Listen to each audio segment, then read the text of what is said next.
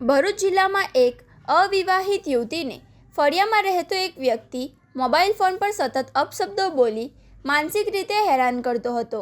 આ અંગે અભયમ 181 મહિલા હેલ્પલાઇન પર ફરિયાદ નોંધાવવામાં આવી હતી. અભયમની ટીમે તાત્કાલિક કાર્યવાહી કરી યુવતીને રાહત અપાવી હતી. યુવતીના જણાવ્યા મુજબ સંબંધિત વ્યક્તિ તેને જાનથી મારી નાખવાની, બદનામ કરવાની તેમજ તેના ખોટા ફોટા વાયરલ કરવાની ધમકી આપતો હતો.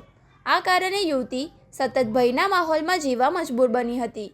મદદ માટેનો કોલ મળતા જ અભયમ 181ની ટીમ સ્થળ પર પહોંચી યુવતીનું કાઉન્સેલિંગ કર્યું હતું. કાઉન્સેલિંગ દરમિયાન યુવતીએ જણાવ્યું કે અગાઉ સંબંધિત વ્યક્તિએ જાહેરમાં તેનો રસ્તો રોકી મારપીટ કરી હતી, અપશબ્દો બોલી અયોગ્ય વર્તન કર્યું હતું અને હુમલા દરમિયાન તેના કપડાં પણ ફાડી નાખ્યા હતા. પ્રાથમિક માહિતી મુજબ સંબંધિત વ્યક્તિ પોતાના પત્ની અંગેની શંકાના આધારે યુવતીને સતત હેરાન કરતો હતો. જો કે આ સમગ્ર મામલે યુવતીનો કોઈ પણ સંબંધ ન હોવા છતાં તે એને હેરાન કરતો હતો. અભયમ 181ની ટીમે યુવતીને માનસિક આધાર આપી કાયદાકીય માર્ગદર્શન પૂરું પાડ્યું હતું. ટીમે સમજાવ્યું કે મહિલાને ધમકી આપી, મારપીટ કરવી, અપમાનજનક વર્તન કરવું, બદનામ કરવાની ધમકી આપી કે માનસિક હેરાનગતિ કરવી એ કાયદેસર ગુનો બની શકે છે.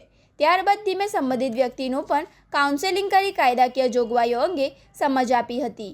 કાઉન્સેલિંગ બાદ તે વ્યક્તિએ પોતાની ભૂલ સ્વીકારી યુવતીની માફી માંગી હતી અને ભવિષ્યમાં કોઈપણ પ્રકારની ધમકી, હેરાનગતિ કે અયોગ્ય વર્તન નહીં કરવાની લેખિત બાંહેધરી આપી હતી.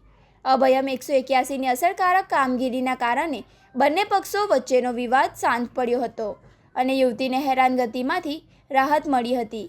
યુવતીએ સમયસર મદદ, સંવેદનશીલ કાઉન્સેલિંગ અને કાયદાકીય માર્ગદર્શન બદલ અભયમ 181ની ટીમનો આભાર વ્યક્ત કર્યો હતો.